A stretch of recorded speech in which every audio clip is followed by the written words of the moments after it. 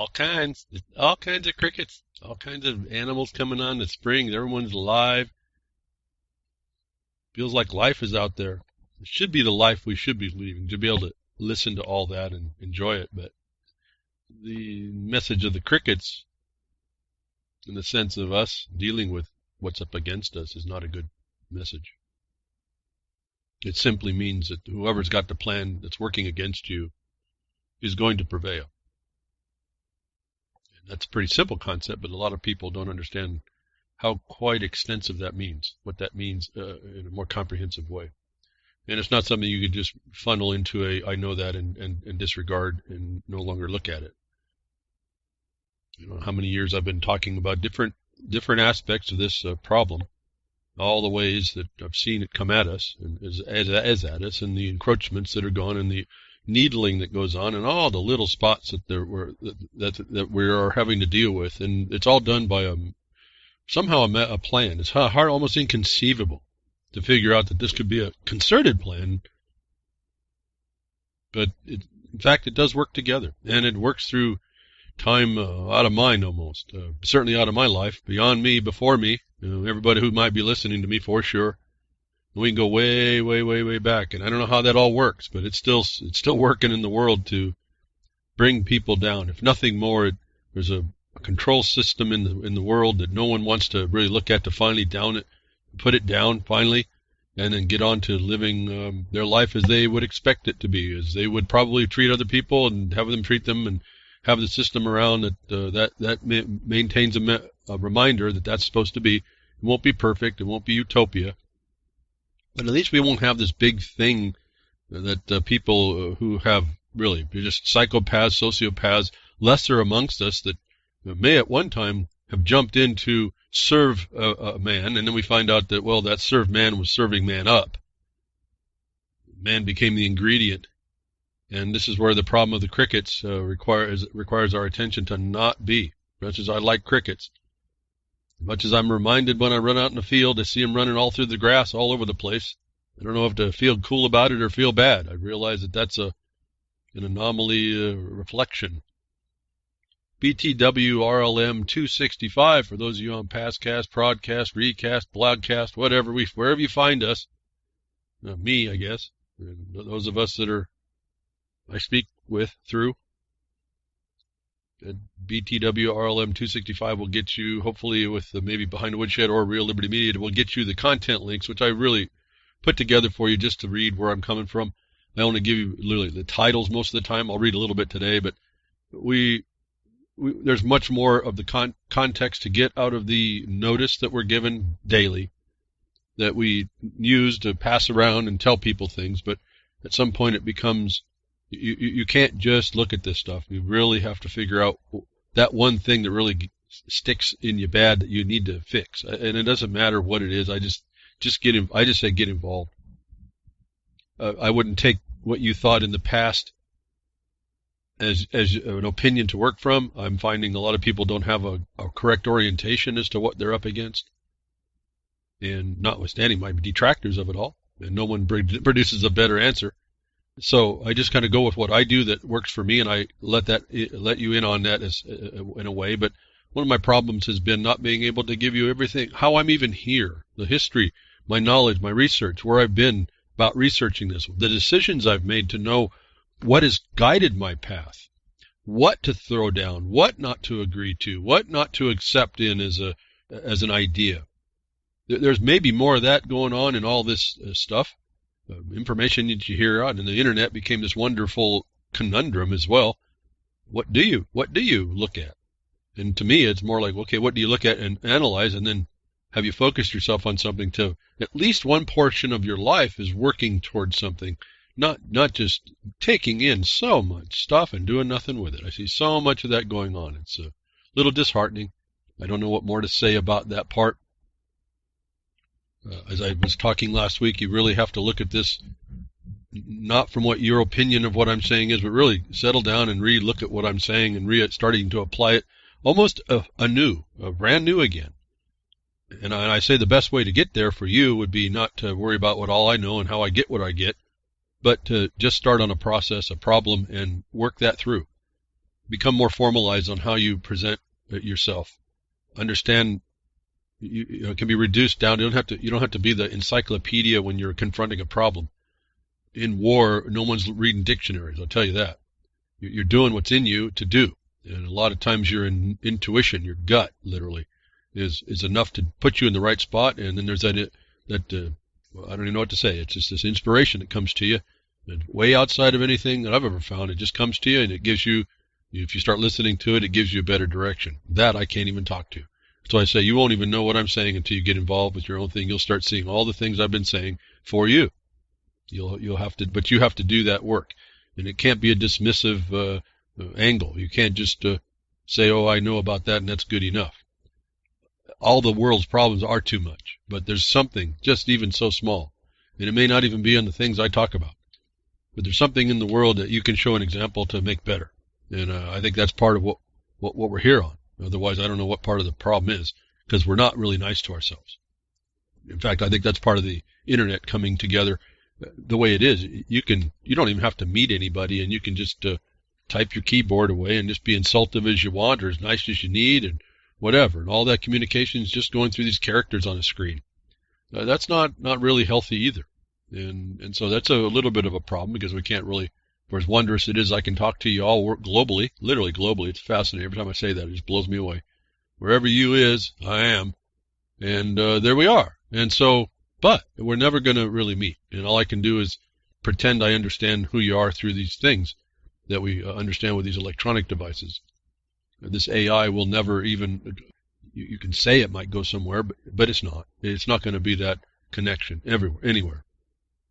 And how many of you are that I know that we've communicated over years and we've never met? And even some colleagues that I do in the mining law, and the mining and the laws, and working to counter the government, the people inside of government's attack. How many have I worked with extensively that I've never met?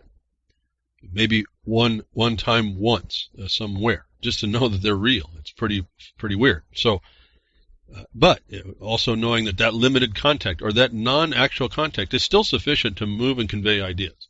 And that's what I try to do here behind the Woodshed, bringing these ideas on how to approach the things that are against us. We see it's the war of the world, and we're part of it, and so we can either sit back and agree to it by doing nothing, or we can look at, the only thing I can do is figure out, it's only come to me to understand, I can only do what's around me, where I am. I can suggest something out there that someone might be closer to that they can do for themselves, and that's partly what I do here. But I can only do where I am at, where I am, and about me and around me, and things that I can apply my talents to, my skills, whatever that is, my insights. And so that's what I ask everyone to do. That's all I can do. And I guess the problem here is the power of persuading yourself that because you see a thing, it means that or dismiss a thing because you see it, that's going to be good enough. And I just don't see that being good enough. And I don't have anybody that's discussed how that can be. In a world where you have a bunch of people that are taking you out anywhere, they're all apparently greedy for whatever, even whether it's an agenda, a promotion, a thing. We're just not wired quite correct, and that poses a potential problem. Another thing I notice is lots of people will sit in all their knowledge, not realizing that time out of man has already determined a lot of the things that they think are brand new, utopian ideas. And there's a basis for it, and that's the thing that I find is much more fascinating to understand, is the basis for all these so-called new age ideas, these new ideas that seem to come up and everyone gives it a title and starts to attach certain things. And in fact, if you were to read enough about what's gone on in the interactions of man, however far back you have to go, you'll find that people have interacted with these problems before, and maybe your utopian ideas aren't so grandiose, and they're not going to do anything because you're not implementing them. And that's another problem I see. That's why I say you just can't even acknowledge that something's there and then turn your back on it. You have to somewhere settle down and say, okay, this is one thing I'm going to focus some attention on. It's a wrong I need to make right. As far as all of you all that are doing that, looking at specific things, and I've communicated with you my best that I can. And then at some point, some of you will interact further because you're actually getting out on the road and starting to travel down your path. You start to find out how immense the the power is that you have when you start seeing it's out there, and how little defenses a government which appears to be all awesome, all powerful, is really not. The people in the government really don't have that. And what you're up against is a bunch of scammers and schemers. And ultimately that boils down to a few organizations. And I talked to you about how that all works. You can go, international, national, down to local counties, down to cities, down to even people around your neighborhood. There's influencers, and then there's those people that just want to be left alone that are not, that end up really have the insight but won't step forward. And that's been, I think, our problem as Americans, and I think generally around the world, but Americans would rather just let other people live their life. And the way it's been designed is, if when you do that, there's going to be more people getting in your face. Until you have to be the one that just says, "Get out of my face," and then you look like the brute. And I'm saying that's starting from an external invasion with a number of tools that you may not even understand. And I see so many people wanting to talk about it but don't understand the foundation of how this all seems to work from underneath it. And I can't say I see it all, but I've told you we've seen it enough that we could sue it to the point when the suitors that we brought to bear would not answer, because at least it's only conjecture because they didn't answer, but they didn't want to open that can.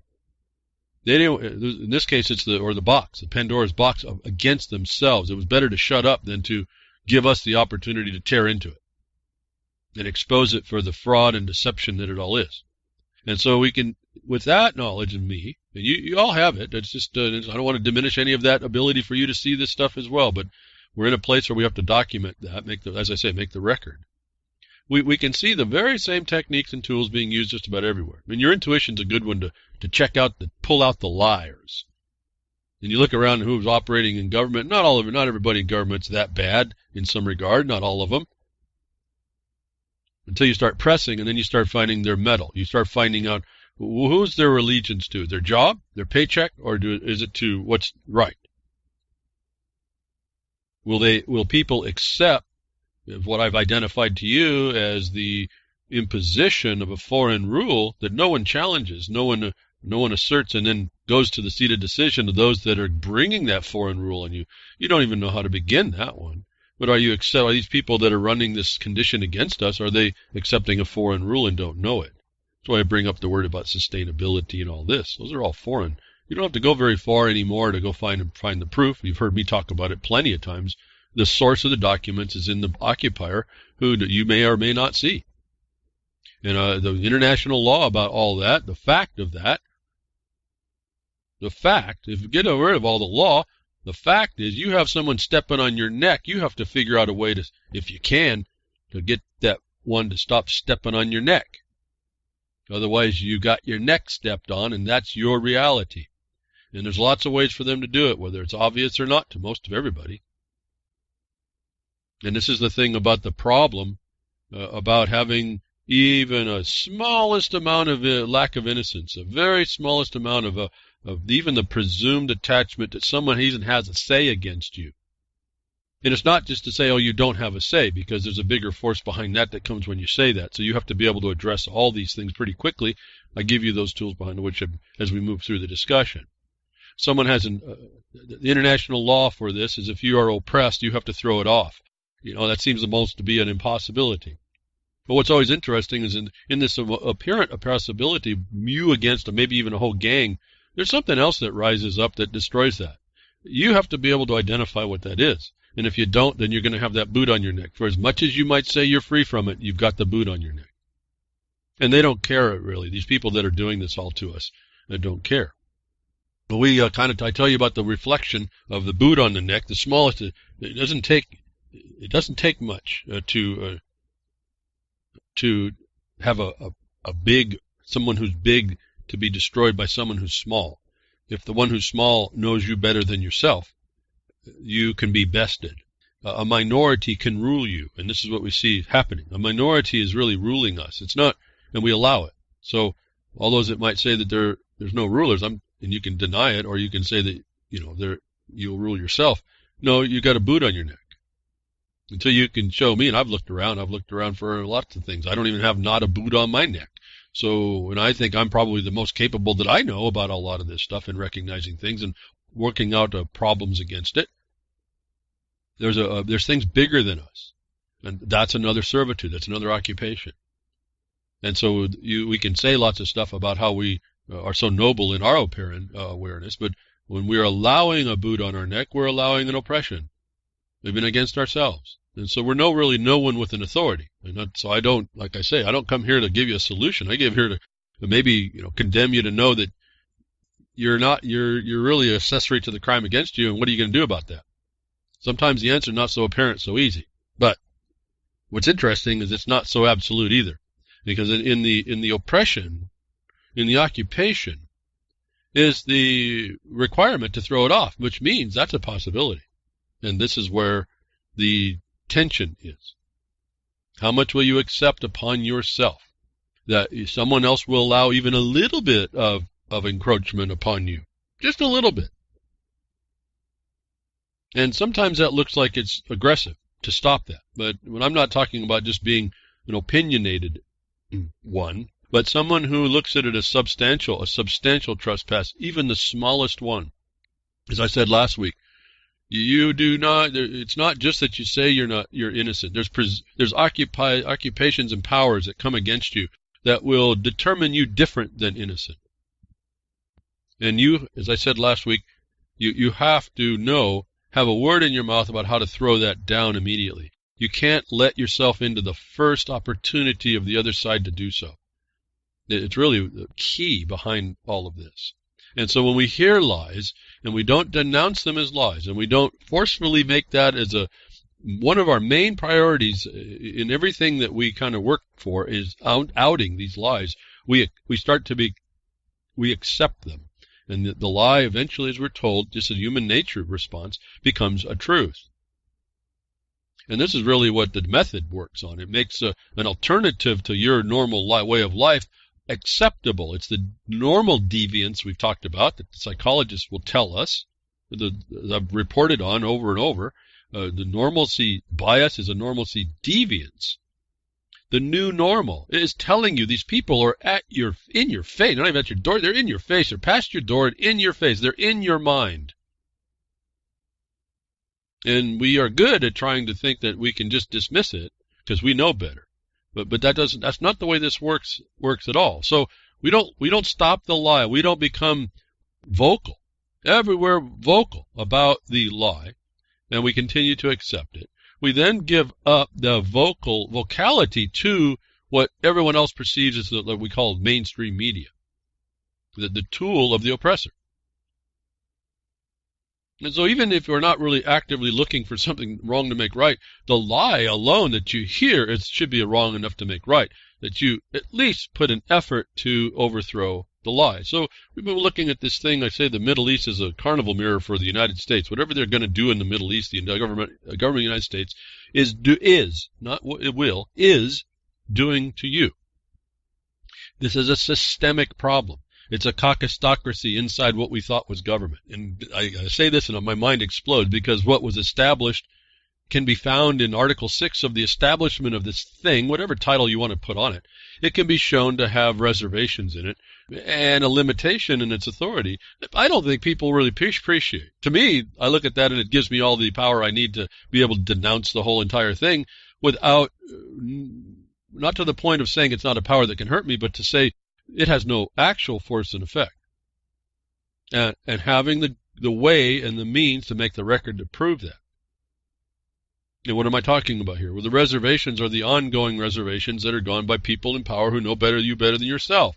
The reservation in Article 6, there's 2 reservations, and one is undeclared. The other one is declared, but it's ongoing. It never got paid off. So how can you be a debtor? I keep talking about the Fed and all this and that it makes a difference. How can you start an establishment, an organization, a thing with organs, something that's a mimic of you, a fractal of you? You have organs. You are an organization. Your organs are an aggregate. The aggregate of your organs is a corporation, a corporeal being. Why is it so hard to say we're not corporations? In fact, a long time ago we weren't even looked through unless we were through as a corporation. But these are the minds of deceivers. And we've allowed all this stuff, and we've allowed ourselves to get into conversations about proving that.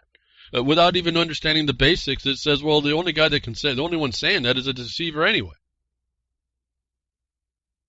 And I've come up through all these decades trying to figure out where the heck America went. I believed it all.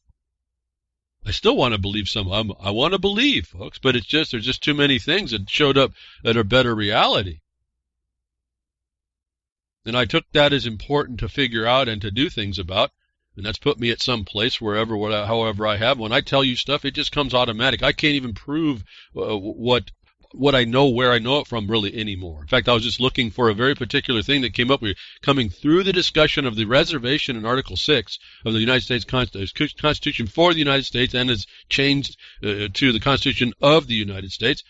And you see this reservation in Article 6. That has to do with a very particular set of statuses. And if you don't understand those statuses, you won't have a clue what this thing is about. You absolutely do not understand it.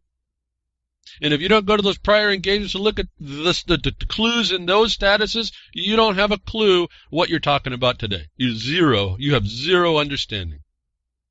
And when you do see it, I told you before, looking through another problem, someone's talking about this subject matter. I don't want to say it right now because I don't know. I haven't talked with my friend who's really kind of onto this to decide to discuss how much he wants to do, but or disclose on his broadcast. But people he's finding talking about his subject matter, they do not know what the subject matter is they're actually talking about and finding in these documents. And it limits their ability to comprehend the totality of, if it's the totality, I see the larger context of how going on. And if you don't see that, you will have no way to understand how to address it today.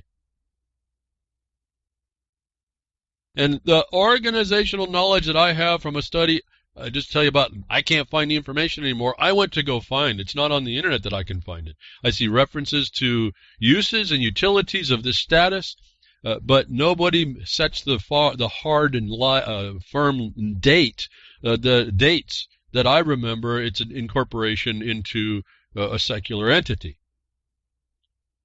Which, for those of you that may have kind of cluing what I'm moving into here or talking about, was around 900 A.D., 959, 953, maybe even 1053. It wasn't 1056. That was the conquest. So we didn't quite go there. It was there. It was starting to come into being, this thing. It was already in existence, this entity, which was in another jurisdiction, was being adopted by the secular jurisdiction. And you start to make these connections that there's really nothing under the sun that's not owned by another entity. And I'm being really kind of generic here because I don't want to say these are the answers. These are the instruction studies that you have to do to build those possibilities and probabilities. But there's reservations in everything. And if people knew to look for those, remember I was talking about state savings clauses? Savings clauses perform the requirement in law to save a prior obligation from encroachment. And that's why I found in the mining law was so powerful, being a grant. The grantor was a stop by his grant. And if the grantor was the estoppel of all agents prior to that, it stopped this thing that I was observing, was continuing by reservations. There are no reservations in the grants unless they're expressed. And I found no expression of reservation in these land disposals. And I said, wow, there's a break right there. There's a break in what was reserved as a power, a silent power in this world that you can use.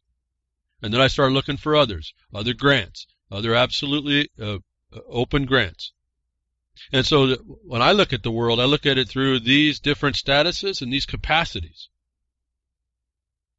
That's why I tell you, you might want to talk about lots of labels: liberal, Christian, Catholic, Jew, whatever. They're irrelevant. They're just a title. They actually could be the status that you really should be looking at instead of dismissing. There's a whole giant, most wonderful study to finally see the truth roll out about how you're being done in this status that's right in the reservation of the established United States. Which is what I talked to you about. I said there's a limitation. You better understand what that is. And all these people in government come through that limitation. And if you don't start finding their limitations, You don't find that what it ends up being is an open lie, you will never be able to come into the idea of an awareness to be able to come against what is really you're an accessory to the crime against you. And so let's get on to the lie that we were prepared to was perpetrated on us some more. Back to the Middle East, back to the carnival mirror, reflecting on what the government will allow, the United States government allows upon so-called its own people, really just an occupied people that don't even know it. In a bizarre televised event, Netanyahu pushes U.S. toward war with Iran. Folks, women, listen to me, women, your sons and daughters are going to be dead. These people are working to kill your sons and daughters. They're not speaking to you. They want to get your favor. In fact, I didn't know anything about this Avenger Infinity War thing. It just kind of came out. I didn't even know anything about it. The seeds of the destruction are programmed in this series of the Marvel Comics.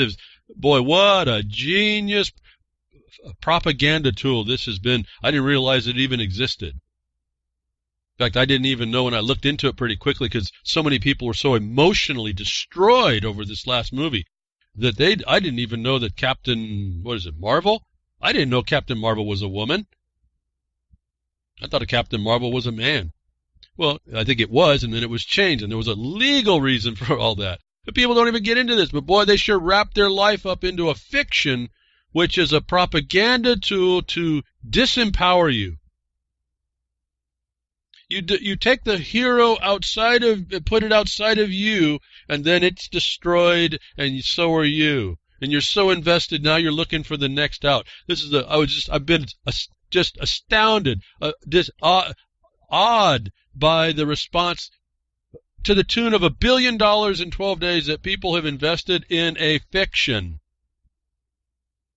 that is a programming tool for women to allow their little ones to go to war. And you better understand what the superhero origins are all about, too. And you're going to come back to this very same subject matter. I'm kind of astounded. I just think about I get lost in how I don't even know what the words are. I'm just looking at this thing. You're all programmed here, although all the ones that you are. And it all has the same origins to do the same thing is really the sad part about this. And we keep letting those people that know us better than ourselves pull our string. They push our buttons. But in a bizarre televised event, Netanyahu pushes us toward war with Iran. We need some superheroes, folks. Oh, we're going to be destroyed. Anyway, bizarre performance of conjured memories of former National Security Advisor Colin Powell's infamous weapons of mass destruction speech in 2002. Israeli Prime Minister Benjamin Netanyahu on Monday theatrically deployed props and PowerPoint slides in an attempt to distort facts and convince his audience of one, the United States President Donald Trump, that Iran is failing to comply with the nuclear accord. I just want to drop. That's all I want to say about this. This is a setup for war. Anybody who looks into this knows about it. We actually have admission from Trump. As I said last night I think it was a tweet responding to that agreement, that his disagreement with that agreement is only because he's actually supporting the Greater Israel program. That this Netanyahu brings up false information, lies, old information, not even authenticated information, to present to the world that the propaganda tools will set up to get people up to a fever pitch to allow war. And then I was it's not really shocked, but I was shocked to watch this Avenger movie come out like it did. Totally surprised to me. I'm so clueless about that. I didn't even know what was going on. Like I said, I didn't even know Captain Marvel was a woman. That's how close I am to all that stuff. I don't really watch the movies. Maybe I should. I know The Matrix was a big influence. I was, in quotes, forced to go watch it. I was glad I did. That sure was an eye-opener, a consistent statement of what I saw the world doing. Whoever had that insight, and I don't know if it was the people who made that movie or the original writer, which I think was a woman, and I'd like to talk with her, gave you an insight, folks. It's all sitting inside that, not all, but a lot of things that's sitting inside that movie that to explain, I say, The Matrix is not a movie. I say that. How long have I been saying that? This whole thing is a setup. It's a setup to program you. It's a setup to inform you. It's a setup that once you're informed, and this is my problem with everyone who just dismisses what the things I say are the condition. When you dismiss it, you can succumb to it. When you think you see it, and you say, okay, I see it, so I'm woke, and then you put it aside, you have succumbed to that. Because it's not something you can really not respond to, actually.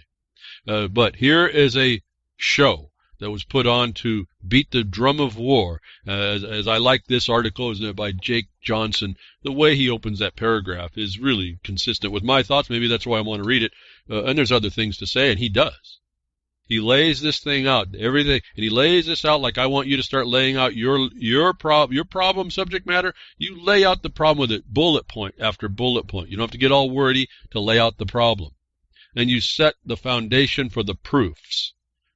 It doesn't matter what it is. This is big stuff here, but it doesn't matter. I want you to look at the underlying reason why I'm even talking about it. We are being, the drums of war are being beaten like you are, you slaves. And you're not really responding to this kind of thing. There should be a giant outcry about the lie that's bringing people to death. It's the only reason why I even talk about this, although these people are just, they're criminal. They're the caucusocracy all over the world. They're criminals. Now, so Netanyahu, Israeli, not Israelite, Israeli government. I mean, remember I've been doing a couple of words. Normally I don't touch this subject. It's just, to me, it's just another type of thing going on, another part of the dimensional chess that's going on. But remember I went through the quick word study between the distinction of Jew and distinction of Israeli and Israelite, and we touched on the word modern, which was contemporary, which is the thing that happens now. Did anybody pick up on the little maybe clue that I didn't mention, but that was sitting there? When remember I told you a long time ago, you got to put everything on you write for your own subject matter area. Write everything down in a make the chronological order of how things happen, and look at that very carefully. Be very good at that. You are accurate on making your occurrence. I've told you in fighting a patent issue, my friend I said I wanted to see the chronology of events. He laid out the chronology of events, and I was able to analyze that and find an anomaly in the events which caused us to be able to look at a problem which was the answer. It ends up being the answer. The anomaly became the answer on how we overthrew a patent theft, which is like unheard of. The patent attorneys that were kind of we were talking with at the time said that that's not normally done. Normally you don't overdo these types of patent thefts because it's hard to prove. Well, it was setting up a chronology. Well, when you set up the chronology on these things, you start to find out major lies, major voids of the logic, and if there's logic at all. And you need to do this in all of this stuff as well. That's part of the proof. And we have this guy coming out to push the beat the drum of war, which means your sons and daughters are going to be the ones on the front end of that stupidity.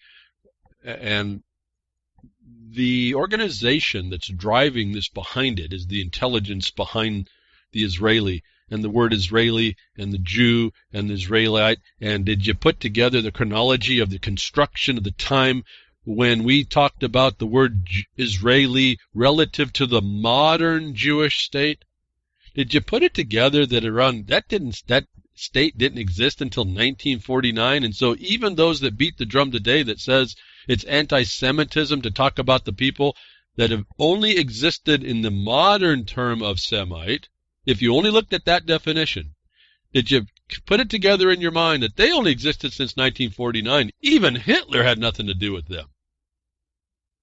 So all these people that want to have you believe that Nazi anti-Semitism and all that couldn't happen as a term. Couldn't happen. Chronologically, could not happen.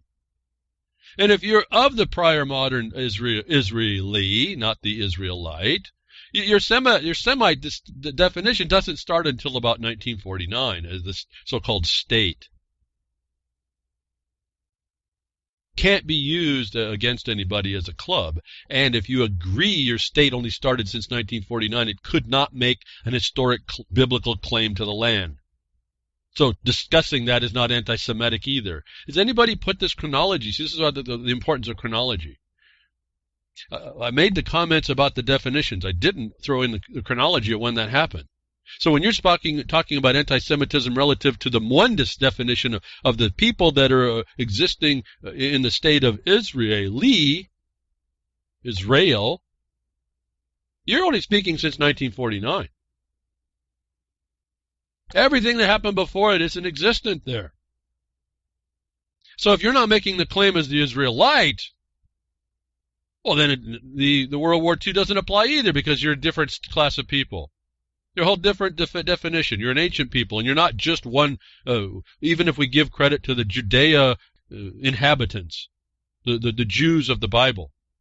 You're in league with a whole other group of people. And so here's the chronology importance, that this is Israeli, Netanyahu, is trying to feed into. And nothing but lies comes from this. Nothing but lies comes out of it. So what drives this? I had to look at why is this going on? Not that I'm going to be doing much behind the woodshed to really analyze it without talking with the people that are doing it. And I understand that the people that there's no, in fact, it says it in one of these links I have. There's nobody over in Israel that's Hebrew speaking, that, because that was all it was based on, was a Hebrew language use, that understands different than what this organizational structure does. When you understand, which I don't, the Hebrew, which I don't, but the one who did explains, the use of the words that are being used in Hebrew are explaining something that the people there the people in this Israeli condition, this 1949 Semite, I guess that would be how you identify it. Are you a pre-1949 Semite or a post-1949 Semite? Because if you're a pre-1949 Semite, you may be the Israelite. If you're post, you're just an Israeli, and you don't have the rights to say that I'm attacking. If I talk against this stuff prior to you don't have the right to attack me. And so chronology becomes important, and we get the definition, and we see it doesn't happen, and we wonder, well, what's your motive here? Because I don't know, folks. I'll give you the credit that you're due, but if you're going to lie to me, I gotta stop it. I got to stop it in the first instance. I go to stormfront.org. I find out now this is like a white supremacist group. To me, I don't know. I just type in a search engine word and up pops the information I'm looking for. Then I qualify it. Okay? You qualify it. Why do you qualify it? Well, because you don't know what's the truth or not. And I can only qualify it to my knowledge base. But it says by way of deception. I couldn't even get this website's link to go through Twitter. They say I was spamming or malicious content or whatever. Anyway, you get the link. I found it. You get the link. You can read up on this. Right from the lips of an Israeli Mossad agent, it says, and I proofed out a little bit, this is a guy existed. The motto of Israeli spy agency Mossad, which only means, the agency or something like, the institution, I think is what it means, is according to recently defected Mossad agent Viktor Ostrovsky, quote, the motto means, by way of deception thou shalt do war. The motto describes more than the modus operandi of the world's most ruthless and feared organization of professional assassins and espionage agents. It really describes the modus vivendi of the entire race. Remember, the definition of race, Doubleday's 1974 dictionary, was the race of lawyers was the example. So race is only an identifiable group. It has nothing to do with skin color necessarily. It's not the end-all be-all. Your skin color is not necessarily the end-all be-all. And so you got to be careful on what you focus on. In other words, when I was younger and got in the sun a lot, in fact, I got so dark, my mother didn't recognize me. She thought I was the neighbor's kid. So race, color is kind of funky. It's not stable there, and it could be a thing you could use, but you got to be careful how fluid it goes. Well, this so-called race here are the people that identify through the Mossad's organizational structure, and its motto, by way of deception thou shalt do war, described exactly what Netanyahu is doing, describes exactly what the United States is buying into, describes exactly what Trump is buying into when he says, the nuclear agreement with Iran it's a bad deal. That's just a feigned cover for working with war criminals.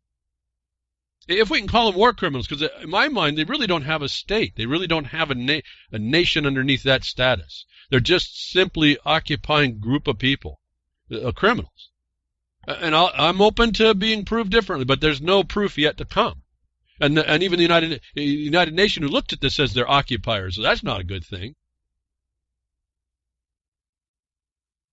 So we have right out of the word of an agent of the Mossad that they work by way of deception. So I went and looked at it a little bit closer, looked around, and this is where I found someone who was speaking through the language itself. It was instructive. So the Mossad's motto has changed a couple times. So they're looking for them. They're trying to find a more subtle application now, because they apparently, and you'll find this in the reading, I'll give it to you in the links, they give you the idea that the Mossad's not happy with even the statements and mottos they make up, they adopt, which they refer to the Bible passages for, which I find fascinating either. But here's a statement. It says, kind of instructive to me about how this works, because I wouldn't know. I do know something. You need to know the culture and how the culture interprets things. You got to see it from their perspective, not yours, is what I tell you all the time. Don't look at what your opinion is of something. Go find out what the ones who you're in the environment you're going to be working with think about it.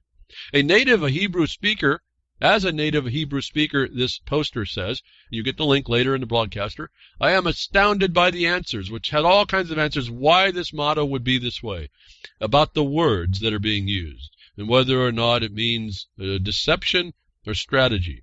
Every contemporary Israeli will understand the word as scheme or manipulation. The majority of Israelis never gave it a second thought and were never bothered by implication. The Mossad itself was, and that's why it's changed its motto. The current motto is, without deception, a nation falls. It may be argued that the biblical meaning of the word strategy rather than deception, but usage of the word has always changed to a negative connotation as far back as the Talmudic period. And so I'll take it at this on face value at this point. A Hebrew speaker will go through and tell me what the culture understands the word from a far ancient interpretation. To say that this guy, Netanyahu, uses deception as the first line of attack. And when you go look at his product, and you know by their deeds, you know them by their deeds, in fact, it works itself out. That I am here to tell you today, folks, you better start making a loud noise about the lie and the acceptance of this lie and the government of the United States accepting into the lie, like you've been watching it pour out now. It's not even a question. You don't have to feel bashful about pointing out the lies. In fact, it's a technique. I think I've been using it on the Twitter. I tell you, I don't ask questions. You'll see a question in my Twitter. It's not a question, but it's a question. Anybody can answer it with a better answer, but it's not a question. It's a question to the extent that inside the question I'm laying out the truth. And if it's not the truth, we'll see how many people come later. You can use the same technique.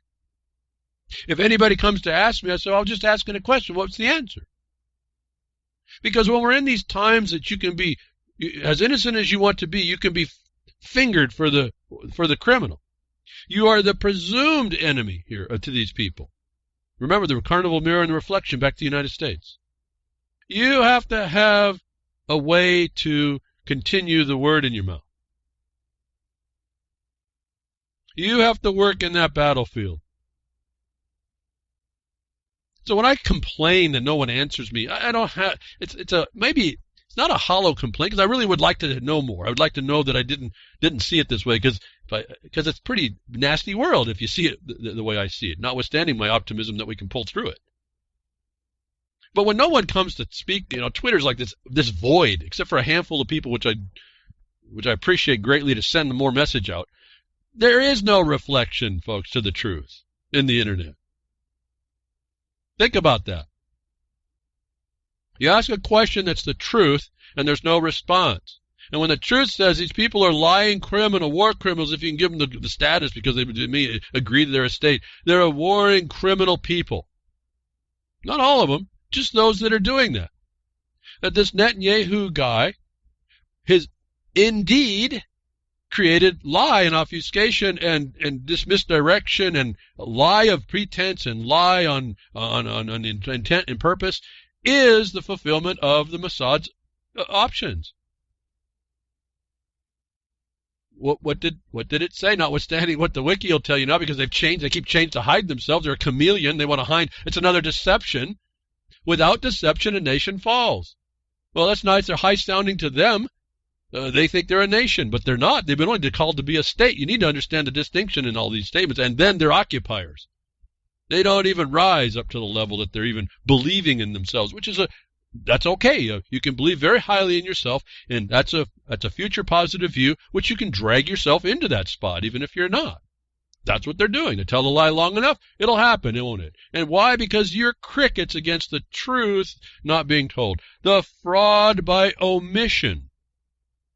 They talk about Iran broken the deal on old information, and right there, the big elephant in the room is the fact that Israel has the nuke and will not engage this issue on the international level.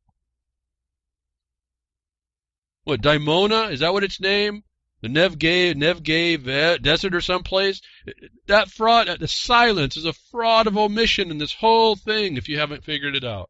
Why am I spending so much time? I don't know on discussing this. I don't know, folks. This is just the biggest lie I've seen this week. And I see some people talking against it, but I don't hear the din. If you wanted to be, let's say, alt-right, have a say, and I don't talk about the white supremacist angle of this. I'm talking about the fact of the fraud of omission. If you're going to be a nation, Israel, you got to be equal in even the liabilities. And where you're not, you're a criminal. Why? Because you've not, see, we're talking trust here, folks. You see, when everyone loses the trust, it's done. That's what Trump's lost. Trust lost the trust. He's used it. We now see he's feigned cover underneath saying an agreement was no good deal, but in actuality, he says he wants regime change. If I didn't know it before, I got the word last night or night before. His intention is for regime change. Trump's intention is for regime change. Of course he's going to say the deal's no good. That's a lie. He is a liar now, if we didn't know any more. And so the little parts that may have come out that were okay need to be, are overwhelmed by the lie that's going to bring death and destruction upon not only your sons and daughters, but the families and the lives and culture of other peoples. All because of a presumption of hate in two groups of people, the government of the United States and the government of Israel. I don't know how we can be silent on that. I'm just telling you my point here because I don't know what else to do. I tell what I can. I get 5 people do retweets, and that's the end of the discussion for me. In fact, to go out around where we got all the broadcasts, boy, on Minds.com, since they've changed their token thing, I think maybe a lot of the listeners was a lie too. 90% almost 90% of the people that were, 80% of the people that were listening before are no longer listening, coincident with the token shift. As I told you, I'm a second-class citizen on Minds because I don't have the means to make a token shift because you need a centralizing phone number for their decentralized tokens. How long ago have I been calling that one out? So these social medias are really just look like fronts all on their own. I don't even know what to think about all that. I just post my stuff where I can. And so I need help on all that. And thank you again to those folks that are thinking about putting us in different put us in different places or thinking about it. I've got another option coming. I've got to look at maybe another station picking this up. I don't know. We're still working out what the company's going to be like. I mean, not the business, but I'm talking about what's the word? What's the common word going out? And why that's important to me is because when the common word going out is more deception in a different way, other people look in at that and it makes this broadcast look not so cool. And I've had to deal with that. So it's important. Be careful. That's why I say if there's any copyright, it's only to protect me from you misusing my stuff. Otherwise, let's spread the word, folks. Spread the love. It's tough love behind the woodshed. You're certainly not going to agree with it up front, but after a while you learn the principles right. And you just start implementing it as you come out and learn to do. But at that time, you should have been bringing the youngins of the government youngins in behind the woodshed, and you'd be teaching them the principle yourself and putting them back in line. And that's where we have the problem. We were told right up front it was free. You're free to the extent that you're vigilant against oppression, and we haven't been vigilant against oppression, and so it's up around our ears now.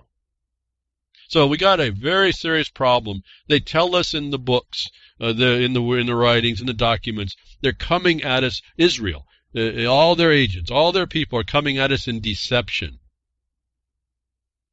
Last week I went a simple word study to show you they can't be who they are saying they are, but if they are who they say they are in one context, they don't deserve what they're claiming.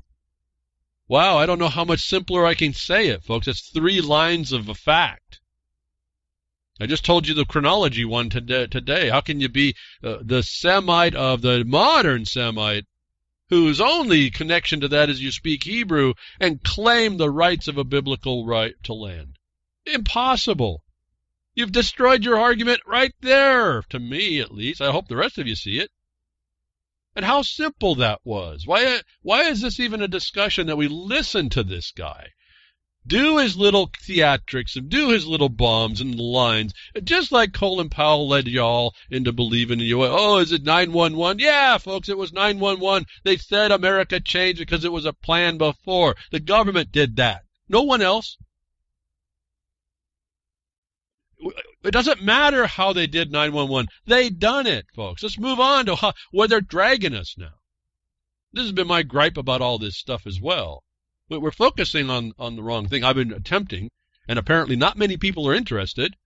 Once you hear that there's an actual job you can do to actually do something, but then you find out that's actually going to take some reality work, boop, off you walk, apparently.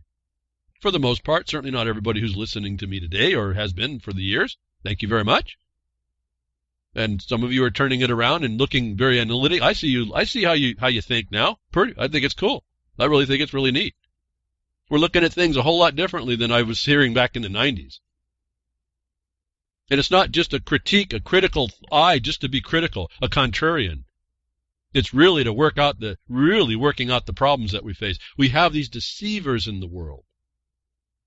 And people are seeing it, they're making a comment. We need a bigger noise about it. We need that movement needs to be made beyond just a simple little proof. We need to press the proof and then not let anybody, they won't be able to destroy the fact of the truth. They can just show that they're going to be liars and deceivers on their own. It's pretty simple that way.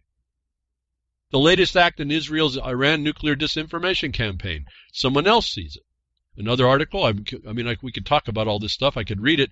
I think you just need to read how this works. It's right there in front of us, but it's not something just to accept and say, knowingly nodding your head and I see it and that's enough. We have to build how they're taking us down, how they psychologically control us, how we don't respond in that because we think our awareness of it is sufficient to stop those that are willing to kill people. Psychopaths, the quality of which is beyond me, folks, way beyond. And so we hand over our whole work, our lives to the allowances of through the government of the United States and the budgeting, the appropriations, and the licensing given to commerce, through commerce and the corporations all coming together. I mean, it's not a far thought to jump when you hear Clint Richardson's Corporation Nation to understand the incestuousness is here, folks. It's not that these companies are working all together at some point. And if you look and extend these interesting connections inside the corporate organizations, you'll see it goes even to you can see it right in the Constitution of the United States, Article 6. The reserved authority. Pulling you way on through back. The thread goes way back on through into history. And you're living that existence without a peep, without a tweet, without a cricket sound. We give over our authority to these people. We give over license and permit to do things to control us. It's all written what they're going to do. And then I hear this story coming out of the same deception, handing a deceiver a way to feed you. Tyson Foods backs Israeli. See, I want to make a big point about this. Israeli is not Israelite. And always look at that. That's your clue and your key to start to look at, hey, these people aren't who they say they are. They're either post-1949 Semites or they're pre-49 Semites. And if they use Israeli, they're post and they have no rights. Well, they have the obligation to prove themselves, I guess, into my mind. And I'm wanting them to do so. I'm not going to take anything from anybody. But they're not going to now tell me, as I see this for myself, if you're hearing me come out to tell you how I think a bit, I'm not going to allow this whole thing, even the charade of, I told you, the lie in the first instance is over. You can't even open your mouth to me now. You're going to bring your proof first. Not what you claim to be proof, as we see they'll do. No, the real proof. The stuff I can independently substantiate. Tyson Foods has been working now with Israeli lab to start to grow meat in a lab. And they believe they can make this palatable and profitable to you. And all they're going to put in is the chemical formulations that make so-called meat, the protein, and the fat. You need to understand that's not meat. Now, it'll be defined as meat, but it's not meat. But why would you give it this power? Why would a corporation work with this deceiver to feed you underneath a program that says that people eating meat will be destroyed because we need to make you vegetarians?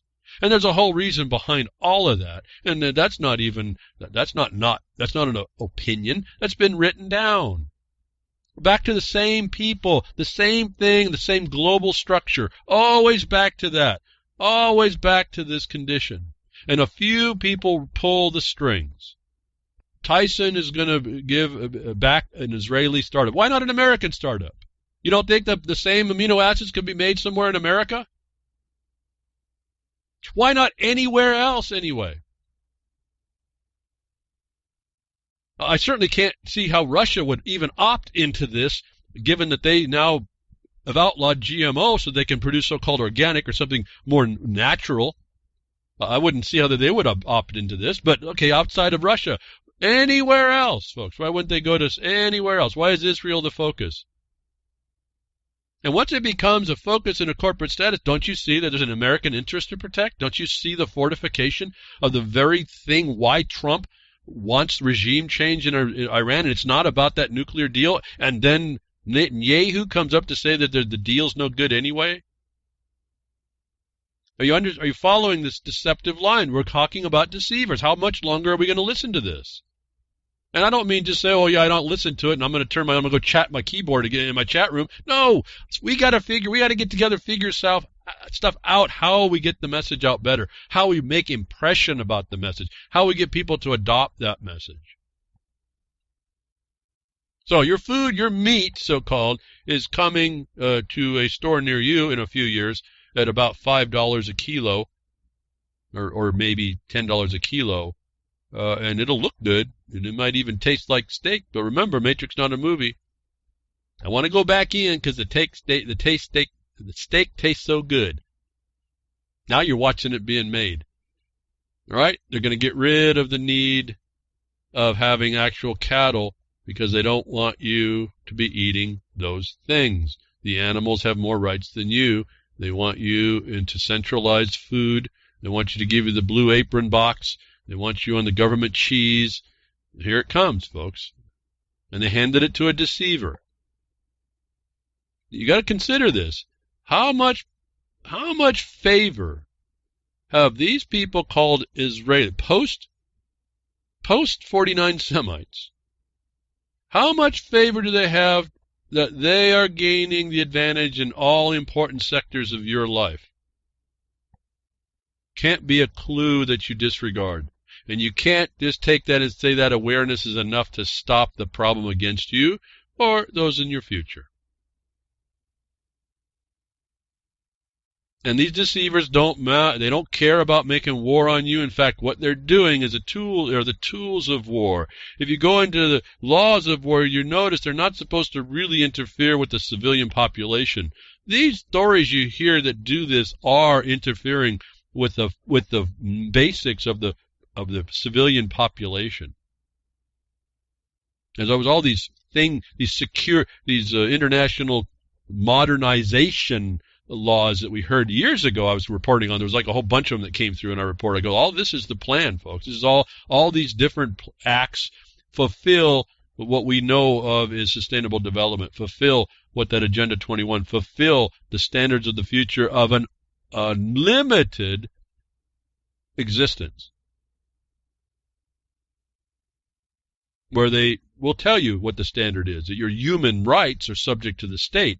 When you go look at the Declaration of Human Rights, go down about 2/3 to 75% down, and you'll read that your rights are subject to the state. You don't have, like I would say, this grant right exclusive against all others.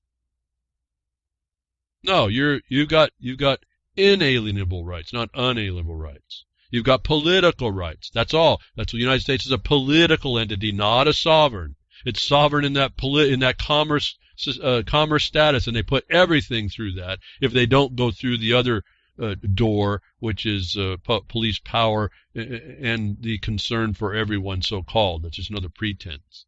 National security is like the heap of that one. Department of Defense training, they don't care about you. Here's the proof. These deceivers don't care about you. It's all the military. They just plan for what they need. They don't care about telling you anything because you don't matter. Another proof of that, Department of Defense training exercises terrifies unprepared Totowa, New Jersey residents. War games on night of April 16th ultimately proved to be exciting, but locals say they could have used a heads up. You think citizens could have been using a heads up? Whether or not there were going to be war games in your town? War games, folks. See, you're living in the battlefield America already. I've been telling you this. They don't care about you. They only care about what they do. They could care less about telling you that they're going to make war games in New Jersey. Well, we talked about the power outage last week. I told you that's going to be more to show you how to live in austerity. It's also showing you when they lock the lights out, lock out the power, how they're going to starve you out. It's a military operation. Why is this even necessary? Why wouldn't they do the decent thing and tell you if they were decent? No, they're a bunch of deceivers. I've been telling you about this is coming. If you think I call you cockroaches is insult to you and you go away because of that, or you think it's funny or whatever, and you understand what that means, and you think I was being a little bit harsh, here's the example of what I was telling you. You don't let me call you a cockroach and get you fortified to go work on something to go do and stop this nonsense. You're going to face something worse than whatever I would call you. And now we have the evidence that that's the fact.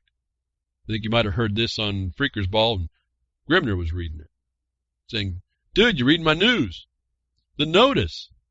It's what I've been saying.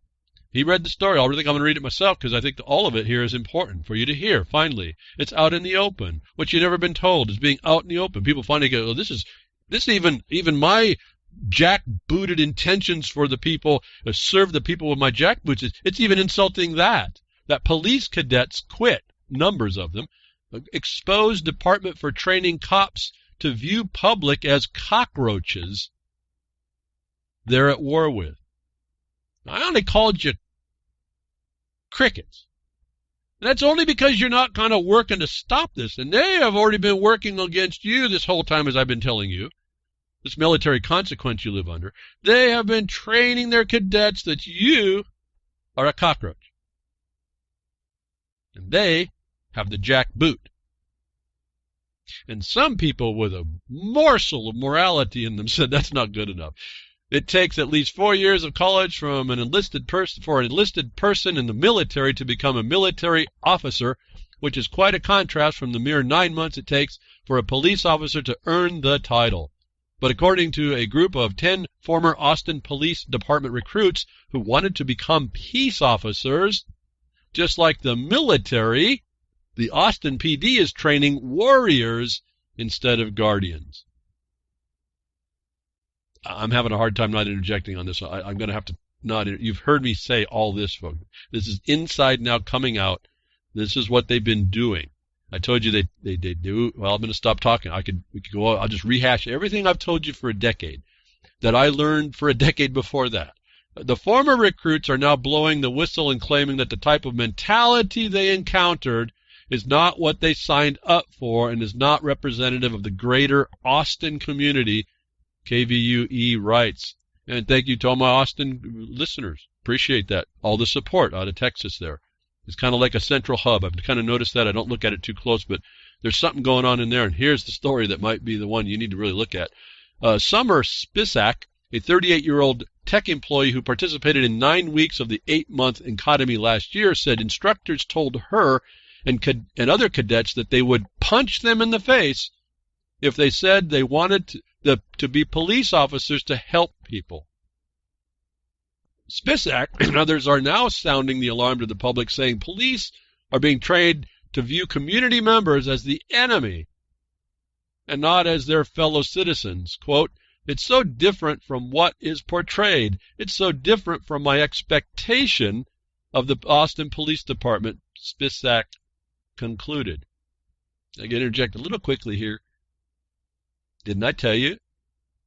PATIROT Act said you were enemy combatants way back when.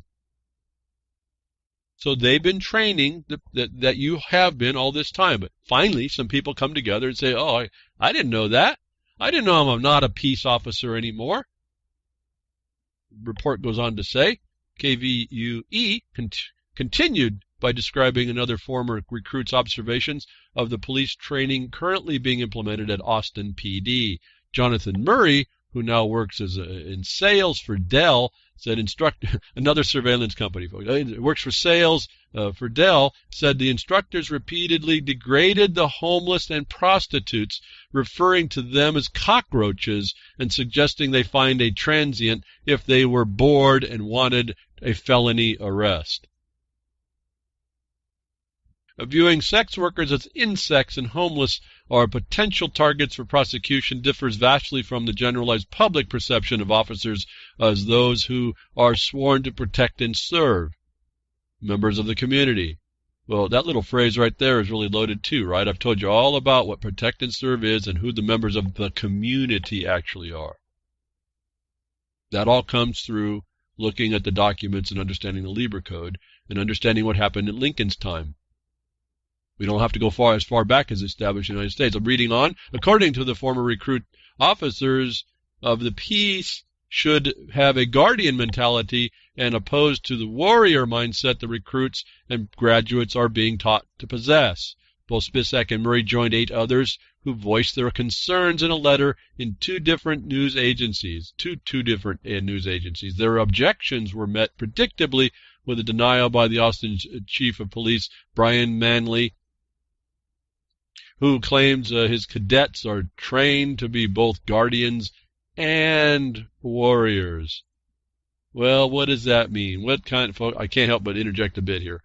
What does the conjunctive and mean their officers are when they're guardians and warriors? Who are they warring with to be guardian of what? Is the community they belong to that they serve you up into as they protect themselves? That's all out of the Lieber Code if you understand what I just said.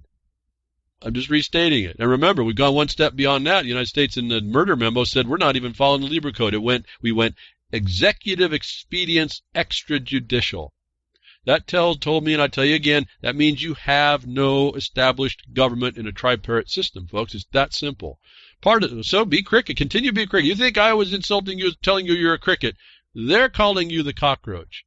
You think it's going to be you think that's only to the sex worker or a transient homeless? See, you're not even supposed to be touching the homeless. The homeless are technically in law outside their community, aren't they? They're not supposed to reach out into the homelessness, lack of a business personage, and grab you. If we truly knew how this really worked and insisted that that's the way that works, we'd see a whole different thing go on, but we're not. We're allowing them to come in as guardian warriors. There's not a split here. He admits to you they are guarding and warring.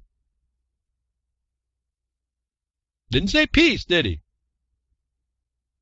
Part of the motivation, it seems, to train the police to be warriors comes from the false perception that they are waging a war raging against law enforcement.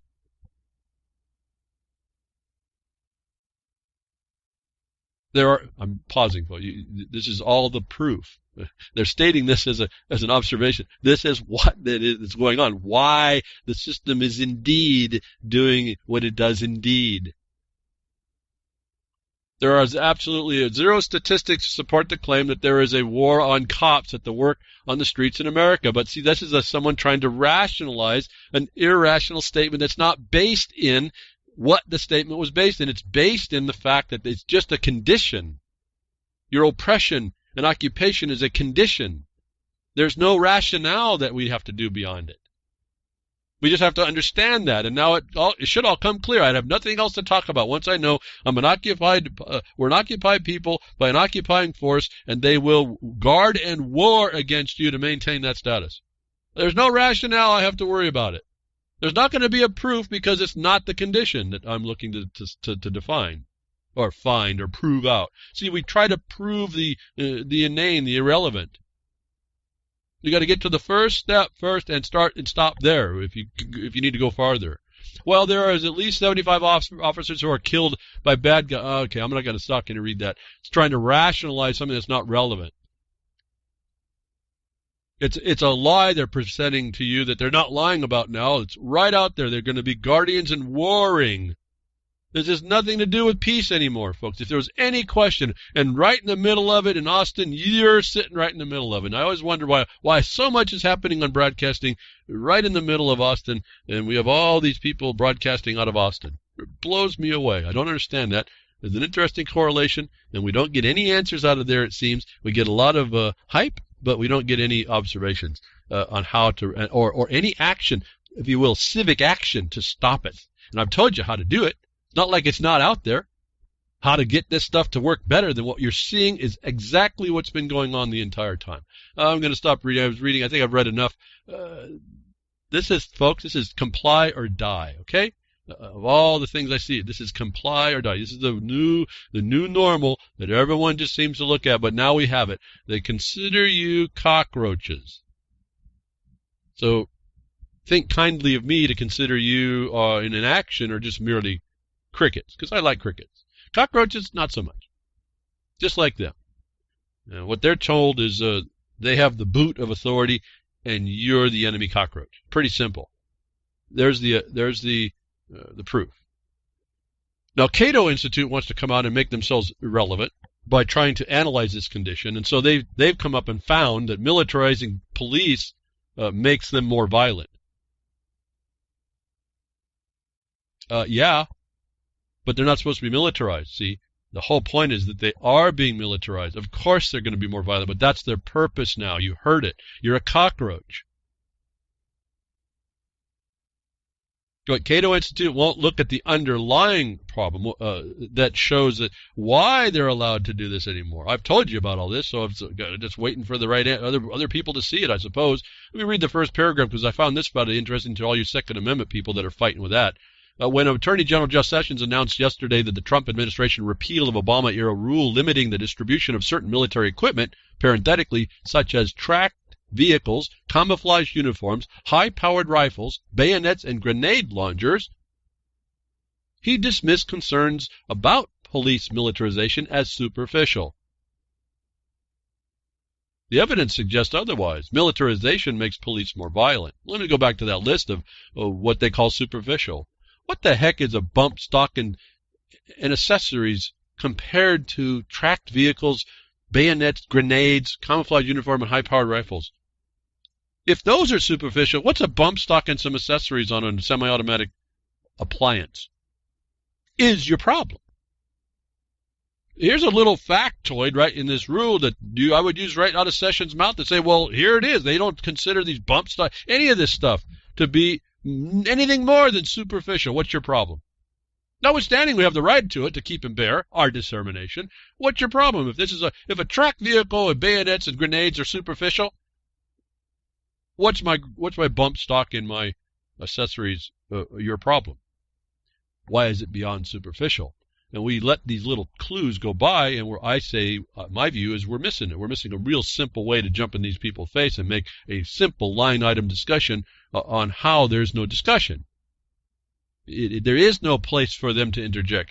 It's like Netanyahu has no place to even begin to lie, let alone go ahead and complete the lie. And then we find it's really a plan. Trump's whole position is to disregard that nuke deal just because he wants regime change. Just like we were told Iran was targeted back after 2001. In 2007 in particular, the 7 nations. Yes, it's all right here. He's doing the very same thing. They got to him, folks. Whatever you were thinking about it, you got to him. And he's become a liar. And he cavorts with liars. And known liars. In the same method of lying. How long are we going to be crickets to that? Well, we're cockroaches. You're going to be... I've told you how to answer that in Austin, folks. You have to get engaged, and you have to get engaged in a way to understand without telling them they're sitting in the military, because you see they deny it. They admit it, but they not in the words that you might understand. The conjunctive "and" was the important word there between guardian and warrior. It was the conjunctive "and." The second one was the absence of the word peace. Now you can step up and say, okay, well, that's where you are. We're going to make a rule, a law. We're going to make it the policy even. But you can't do that. And it's going to take some of you to do that. It's pretty simple. Activist holds up signs saying police hate free speech, so they arrest him to prove him right. That's the world you're living in. I just read the headline. I don't need to read anymore.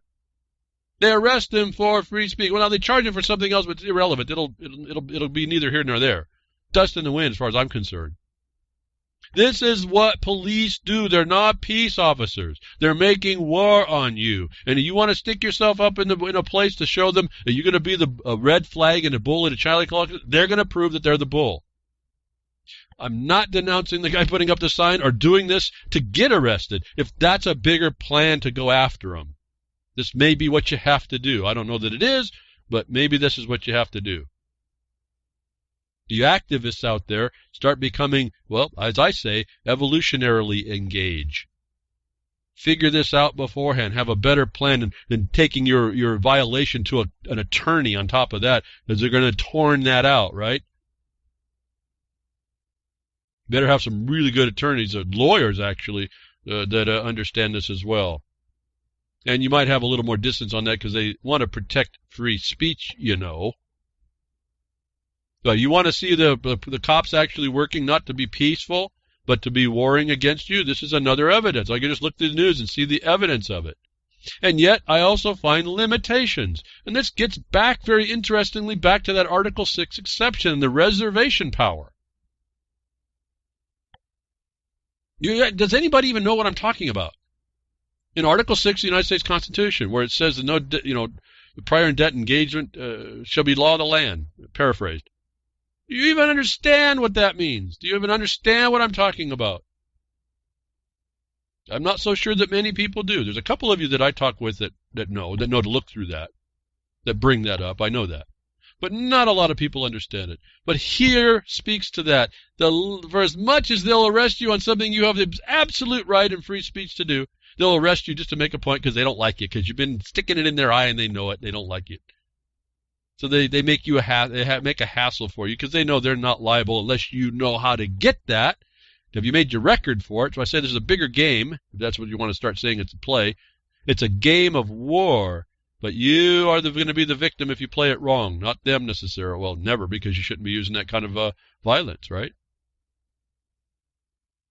But you find a limit right here, and it's interestingly connected to another thing that this article dismisses, unless you know higher law, if you will, if I can say higher, more comprehensive law on a larger scale. And not how you're told, but how those that wield it use it. Looking, if they say, between the lines.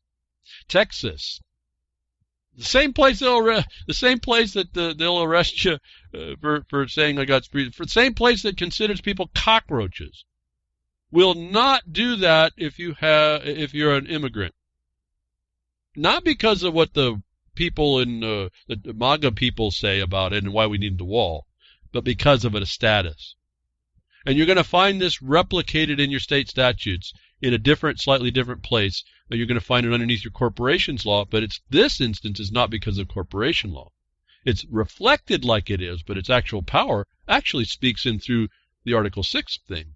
Roman Catholic parishes in Texas are providing church-issued identification cards to illegal immigrants who, because of their status, are not eligible for ID issued by the state. The title of this, Texas police accept ID cards issued by the Catholic Church to illegal immigrants. And so all of you patriots among you go, oh, those nasty immigrants. You don't understand international law. You don't understand international authorities. You have no clue what you're talking about. And when you start to do that, you'll find out that the so-called illegal immigrants are just really the tip of the iceberg of some other bigger problem and why it's even put up here and why you see these anomalies. And you'll focus your attention on something completely different. So the Roman Catholic parishes in Texas are providing church-issued identification. You go through and read this, and they explain how they explain what they put on it and everything. And if you do enough research, you're going to find out that every corporation inside a state anymore allows corporations to do certain things. One is to make ID cards. A lot of you already know this. You don't understand the power of it. In this case, we're talking about a church, which the article will say has no more power than a civil corporation who's nonprofit. That's not true. They also talk about every one of these churches listed as a 501c3 church for purposes of IRS. Well, that's a misfiled, as far as I can tell, because they're actually a 508, I think it is. And you look at that authority, why is what you're looking at there. Not that they have. That would be a mistake under 501c3. But you look at why they have to. The IRS has to recognize that. Now you're going to be on the authority that I'm talking about in the Article 6 reservations. That shall be law of the land. Now does it start to make a little more point? They can't not look at this. They can say it's through state statute, and the United States, America, does not follow the old way of this status, but they can't actually come against it. And we see evidence right here that this civil corporation of the church can issue ID tags, which then the state police have to agree to, are their limit to identify you. Now, if that's the case, why do you need to go to the state ID, which you know is sitting in commerce, completely a commerce jurisdiction? And this is not in a commerce jurisdiction, notwithstanding its filings, is it? As recommended by the Diocese of Dallas, the ID cards include the applicant's photo, date of birth, addresses, church logo, and church membership number.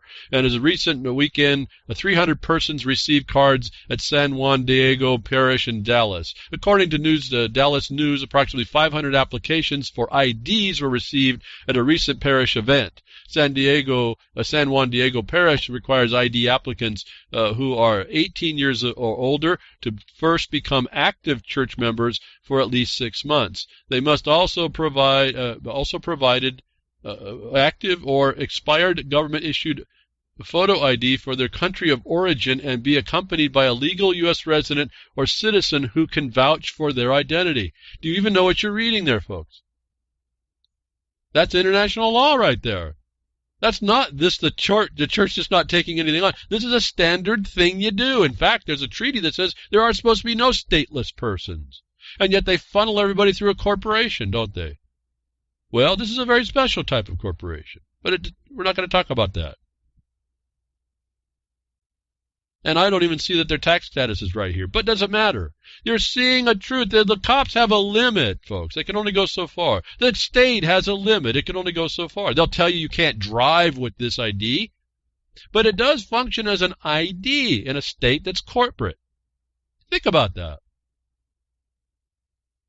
And think about what the ID is they're getting from another country. It's all the same jurisdiction, the same one the United States was agreed to by prior engagement to be limited to. And so while this article diminishes the capacity and says it's only strictly related to the state laws, this is speaking to international condition. And those of you that freely think about stuff might want to consider what you're hearing here. I'm not suggesting anything. I'm just saying start to consider what you're witnessing in the news, letting us know. Why can't you do it? Why are you subject to certain things? Why are you having to do it that way? What is the connection over to this? What did they just do? What jurisdiction are they operating in? Why is it recognized for some purposes? Now, I would tell you could use this to show at least you don't get arrested. And they would say you have a driver. Well, that's a whole other thing. Isn't that how I've told you? Now you have to concern yourself with whether they've extended a commercial jurisdiction onto a non-commercial use, right? And I told you it's a granted use. There's your exclusiveness again. I've just broken that connection. Becomes where you can identify it as a grant, which should not be hard for you to do at all. I'm talking a little bit esoteric because there's no silver bullet for any one of you. You have to have a more complete understanding about how this works. But I'm giving you the answers right here as I'm looking through my mind as I'm talking. I'm saying, yeah, here's all you need to know, actually. How is this the case? What did stop the military? That's international law, too, and outside the Lieber Code. And I marvel at how was I even standing before Benedict's on Admiralty that one time when I started reading it. I don't know, folks. A spirit guided me to be standing there and started reading books. Happened to be that volume right off the bat. I find it kind of interesting it wasn't our Constitution. If I was looking at where did America go, why am I standing on a Book of Admiralty looking at an Encyclopedia of Admiralty, and in there is the international law we're dealing with? May or may not be applicable in the capacity of Admiralty, but it's dealt with on an international level scale. 1907, Kansas, Colorado says that right there in the court case that the Supreme Court always recognizes international law. Why is this part right here that I just read you? Why is it referencing essentially what's required under international law for purposes of identity? They didn't reference the more than it was their policy, and they didn't reference that they got their authority through the charter. Notwithstanding that the article will tell you, these are diminished capacities. I really don't think so, folks.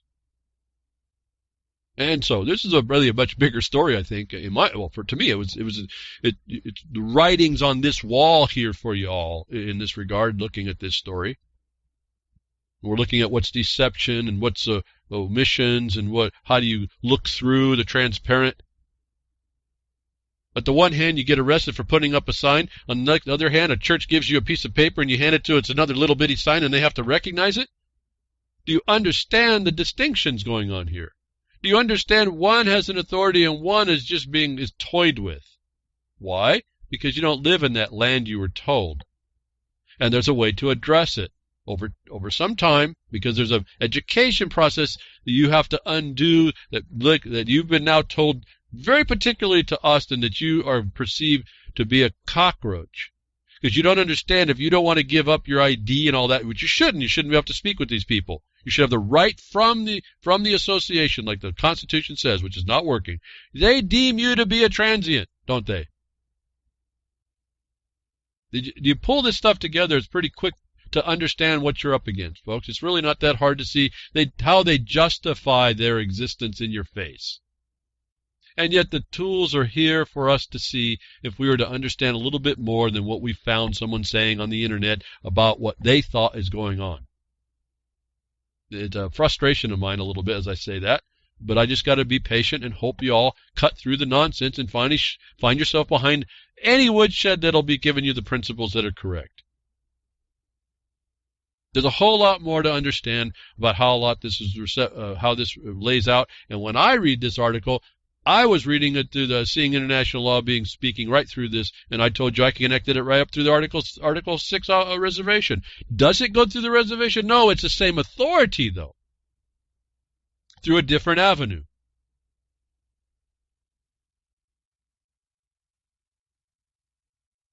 Now, so for some of you that are there, maybe you might want to consider how this is working, that it's working.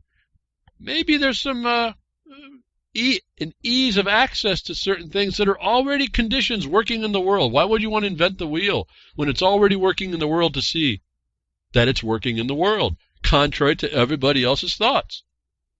I've told you, acknowledge what you see. It's a power. Don't dismiss it. It's telling you something. It's informing us of something.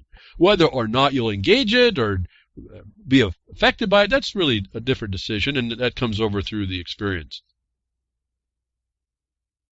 And when you find your way through this thread, this narrow path of authority, you're going to find out you'll see more of what I've been saying that I really can't explain to people on 2 points. One is I can't, because you have to see some of the power, the foundational law behind it, the foundational recognition, like these cops recognize this so-called ID. It's not really an ID, but it's an identification for their purpose. You speak to them through that they have to recognize, versus something that you just make up in the world and think that's going to be good enough.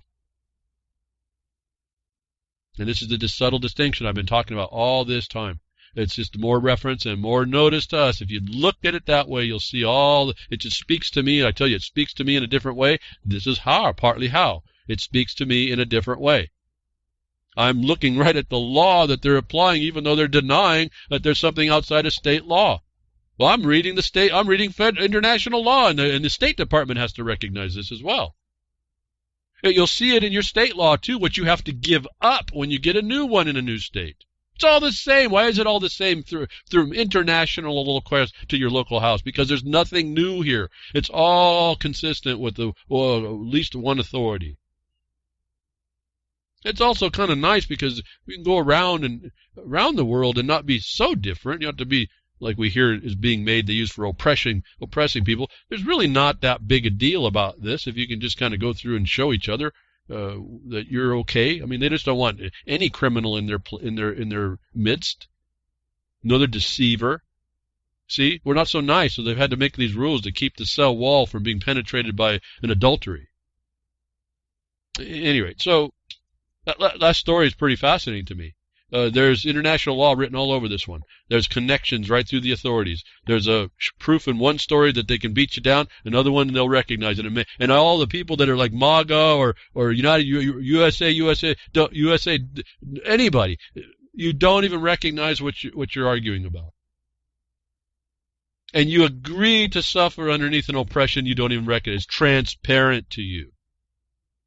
It's at one level, it's a fascination to me. I'm beginning to really wonder as I go through every day, every year here, every month.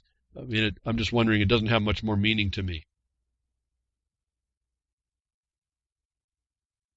I'm hoping at some point it has a whole lot more meaning to a whole lot more people, because I think we do cause that change. But when I see stories like this and no one responds to it, it's like, oh, geez. Everyone looks at it like it's this big. Well, they rail against it. How are these immigrants getting these IDs? How wrong is that? You don't have a clue. You don't have a clue. And you're lost. And you'll be lost, and you'll be taken advantage of, and you're taking advantage of yourself because you think you know everything. And I'm not saying I know everything by seeing this, but I say I see a reason. Whether or not I can use it, that might be a different issue, but I can see a reason behind it now, and it certainly backs me off to say all these illegal immigrants are so-called illegal, where you didn't understand that the imposition of the ID was a crime.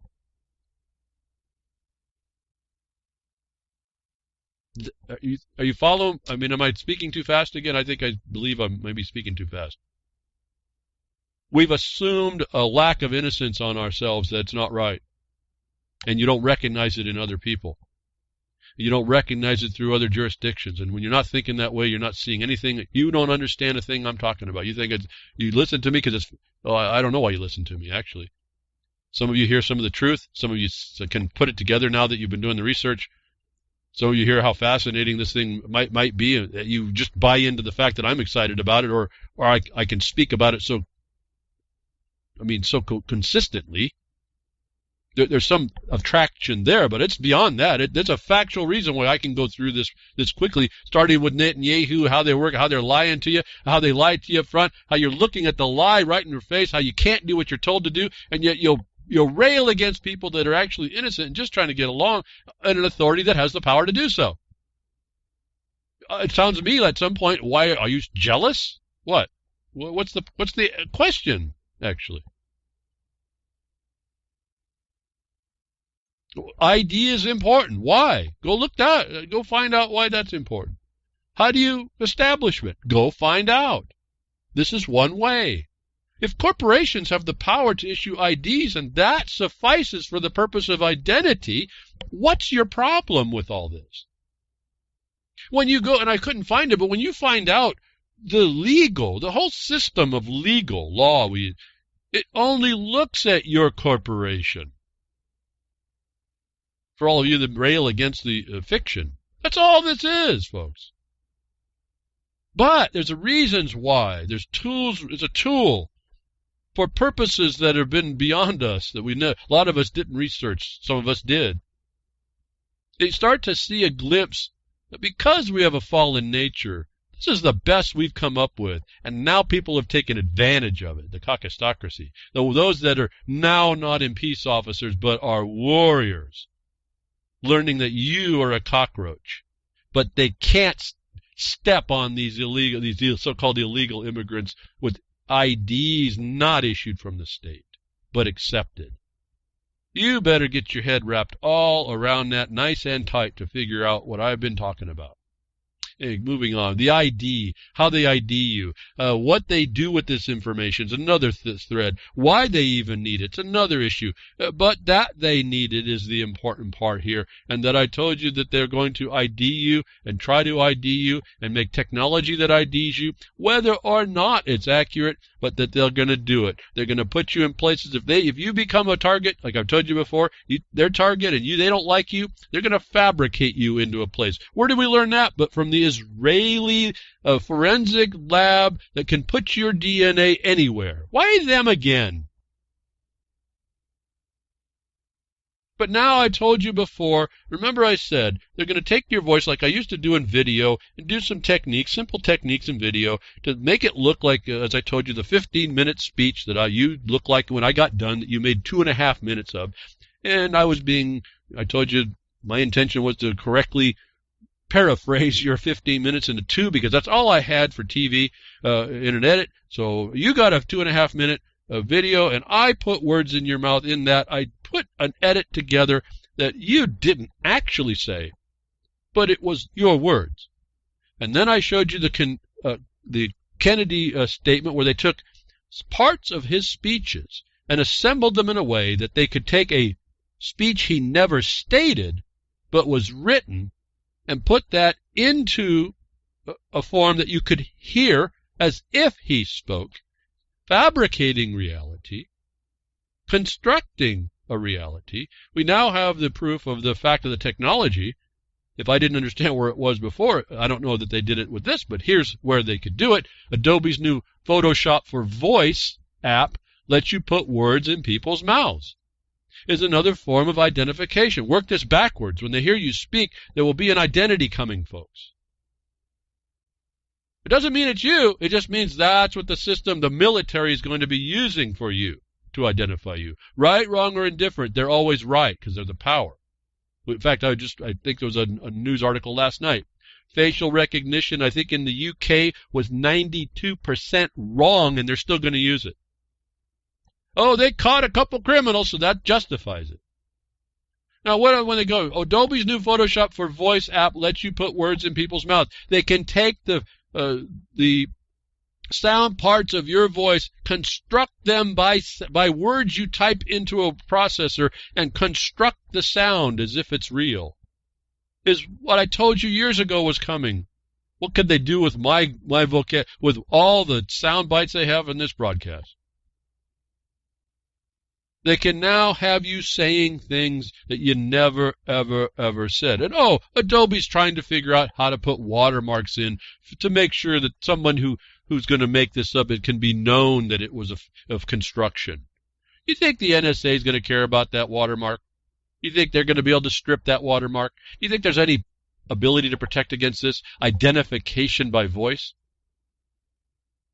You know, we keep thinking we got these things, these IDs in our hands. I keep telling you it's your phone. I keep telling you it's going to be technology. That the technocrats are beating us.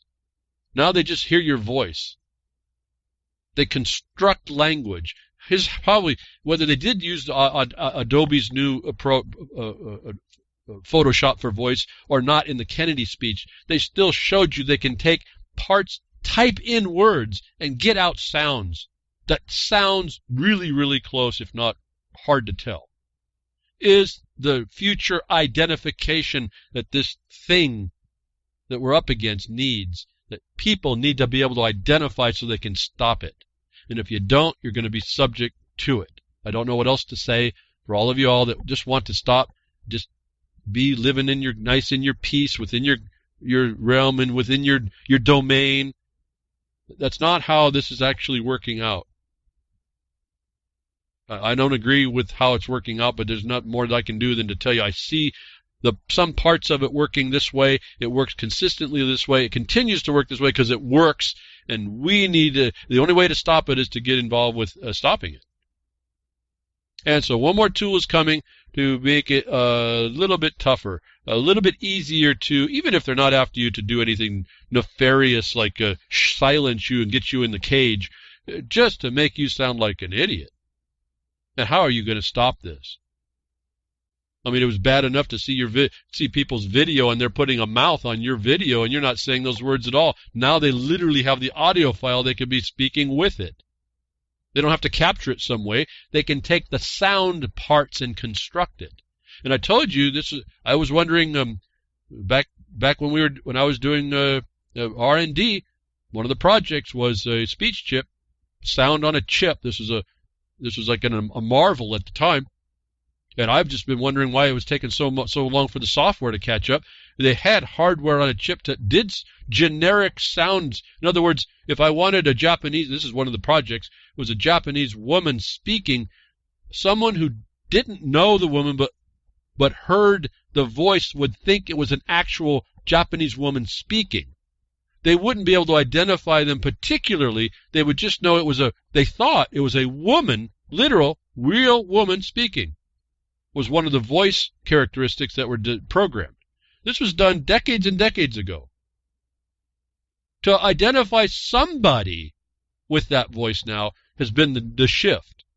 But the hardware ability, the logic hardware ability to make someone sound like they're really real, I've known about it for years.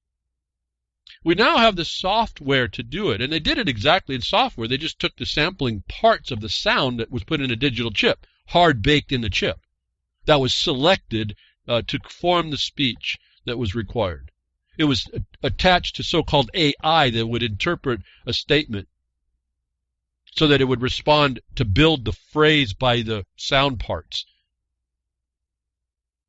And so here we are, folks. They can now identify you by voice, by the fact of someone creating your voice from the parts they hear. You think that Alexa and Siri and whomever else is listening in your technocratic devices is not collecting these things? I mean, I was talking to someone on the Twitter. The thing I left out was all the practical jokes. I can see what could be done with this, but well, that's the fun side. This is a serious, serious encroachment on how to so-called ID you, how to create a lie and a deception transparent to everybody but the guys who did it.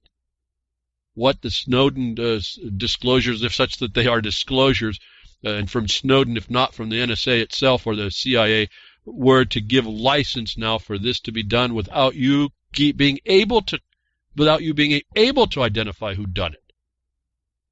What we found out before with Israel, again, the deceivers being able to fabricate. Who comes up with this? They would fabricate DNA anywhere. That they can do it years and years ago. Again, what's a voice? Well, a voice is pretty complicated. So, very, very fascinating technology to come in software now and show you. I can type out, if I have enough phonemes from your voice, I can type out letters on a keyboard, and it will construct those letters, meaning word sounds, to have you sound like you were speaking the sentence I typed. Should boggle your mind on the cool side, but boggle your mind on the very concerning side. I don't even know how to put in terror and error. I just don't know, folks. This is a pretty serious condition that they can do. And what do they want to do? They want to do it at the speed of light. No, they bring this stuff on the technology. It's about the technocracy. They want to bring this technology on to put them in the power because they need this. They certainly need the info, the intel on you, the intel inside on you is what they use to deceive you. These deceivers, we see them in the news. They're right around us. The caucusocracy is all apparent. There's not hard to see. It's how are we going to address it, I think, is the only remaining factor. Do we address it? And I think we do need to, but will we? And how? There's a certain way to approach that, a couple of ways, but a certain, not a lot of ways, because they have the position of power and they have programmed everybody to agree with them is the other thing you have to understand. So they want this stuff coming, and they want to suck all this information. They want all this sound, your voice and what you look, all this information at the speed of light, and they want to do it. And the technocrats are promoting this next phase of harm upon us, which is this 5G network. And I know Gary L's been a lot hot on this and focusing in on this, and this all ties in also to the smart meters, all this radiation stuff. But the bottom line about it is a hype. It's another deception. It's another war tool as well. When you start looking at this, it's hard to get away from this. Yes, I can discuss it outside of that, but it sure makes a whole lot more sense inside the fact of it being tools against us. This is the guardian and warrior condition of the state against you, the cockroach. But the race to 5G is mindless marketing, bovine scat, I'll say. As an article, someone's starting to notice and analyze this. This whole thing is another deception. It's a promotion. And I don't know, I guess the basic bottom line I see about 5G, that when they increase the frequency, that by physics requires more line of sight. So they have to put more antennas everywhere because any obstruction now becomes an impediment to the signal. Is why they have to have more of these frequencies, more towers, transmission points, and higher in power because they need to go through anything that there is, so it's all connected. This is just a physics thing. But that means you're going to be more radiated. But they're pointing out in this article that this is the mindless marketing BS. Bovine scat. It's not what, it's just a thing to program you that it's needed. It's such that you might think because they got you to plug in, folks. This is our life now. For several years now, wireless carriers have been busy telling everybody who'd listen the 5th generation or 5G wireless will be a game-changing broadband revolution. Time and time again, their marketing departments have breathlessly insisted that everything from smart cities to next-gen medical care will only be possible through miracle of 5G connections. Quote, going from 4G to 5G is like going from black and white to color, recently proclaimed Sprint CEO Marcelo Claure, while trying to sell the company's recently proposed merger with T-Mobile. Quote, it's a seismic shift, one that only the combined company can unlock nationwide to fuel the next wave of mobile innovation. But while 5G will be a natural evolutionary step for a wireless, it's far from earth-rattling societal transformation we're being promised. And that's the point of this article, to point out how the problems, the failures, the hype, the frauds of omission, the lying, the deception in this as a communication tool for getting the intel in your systems out into what they need. And it's not going to actually give you anything much better than you already have. Why? Because the block points are in control of these companies. Oh, it's like my broadcast here. I'm on the edge of getting out. The uplinking that they offer is not near what it should be. I mean, if you were thinking about having nice, clean stuff, I'm really surprised sometimes I get out like I do. If it wasn't for the high speed working right on the top of what I can put out, you wouldn't be listening to me. Going up to the server to drop the file that you listen to on the broadcaster, it only goes up at creepy crawly speeds. So we're limited. We're far from what they can actually do, and we heard that in the net neutrality stuff where they were showing what they're going to do is they're going to give all this bandwidth to the money, to the money, whoever pays for it, and so the rest of us will be on the bottom end. But not getting into all that. This technology is it's a deception and a promotion that won't actually meet your needs. It meets their needs. And to me, it's a weapon that they're being used. It could be it's a cool thing, but it's a weapon. It's being used against us. And we see the controllers. I tell you about, be careful about these digital things, these things that are wrapped into digital in the world, like the cryptocurrencies and this and that. If nothing more than from this aspect alone.